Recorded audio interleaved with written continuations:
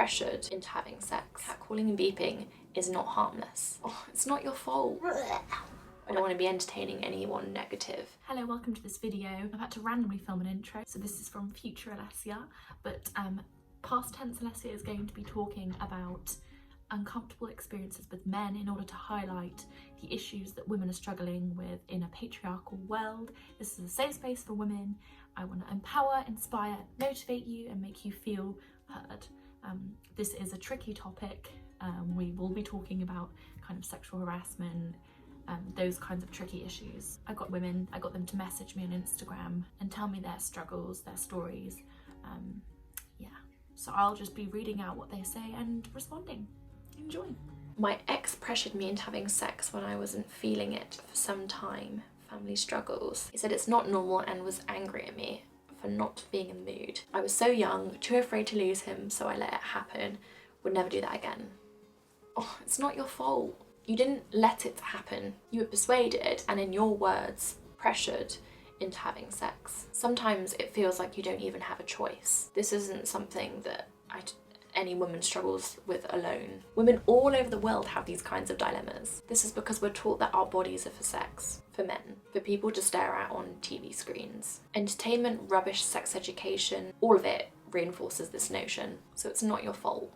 It's hard because I feel like we're all brainwashed. We all have these traditional dated ideas of womanhood and what women need to do in order to be accepted, and we all have this kind of stuck in our heads. I do, you do, everyone does. The only way out is education. I don't necessarily mean like college or university or anything like that. I just mean reading, going online. If you see something that you're a bit like, oh, should I have interrupted her then? Or was that kind of rude and kind of sexist? Researching to better understand why we do the things that we do is the way forward. And in this case, I think your boyfriend needs to do some reading, if he still is your boyfriend. Sounds like he could do with a book on sexism. Maybe you should try reading Women Don't Know You're Pretty by Florence Given. Right, someone else has said, every day on my walk from my flat in London to the tube station, 8 minutes walk, I get beeped at or catcalled every day. It's relentless. She put the 8 minutes because it's like a short distance, but every time she gets catcalled. I think just maybe to guys that would be shocking, but to a girl I'm just like, yeah, that doesn't surprise me. One thing that I think we need to get clear is catcalling and beeping is not harmless. In my experience, it makes you feel watched. It makes you feel invaded. It reminds you that you can't just simply blend in and relax. It's a constant reminder that you are unsafe in this sexist world. You're being watched. You are a sexual object. So I completely understand your frustration, and I have anxiety as well, so I've already got enough to deal with when I leave the house. The last thing I want to do is also worry about my safety and whether someone's staring at me in a really inappropriate manner. There's got to be some kind of relation to why women more commonly experience anxiety and sexism. On the upside, I have heard that wolf whistling may become illegal. Although I heard this a long time ago, and I have not heard about anything. I looked this up the other day to see if anything's materialised, but there were no articles saying about whether anything had come into fruition. And I'm pretty sure I read this in June. If anyone knows, please comment down below and let me know, or message me on Instagram. How to respond to catcallers and wolf whistlers or people beeping? Well, that's a tricky one. I've seen some people on TikTok exploring this topic. For me personally, I've dabbled in all the areas. I've dabbled in the kind of middle finger, swearing, telling them to get lost, ignoring them, to be honest, is what I tend to just do now, because one, safety, two, I don't want to be saying anything negative. I don't want to be entertaining anyone negative. So the more I engage with it, the more I'm just hindering myself. I know you want to react, and I actually did react like a month or two ago, so it's a lie that I just always ignore them, but the majority of the time I do, and I feel like that's best for me. But whatever works for you, I guess, just stay safe.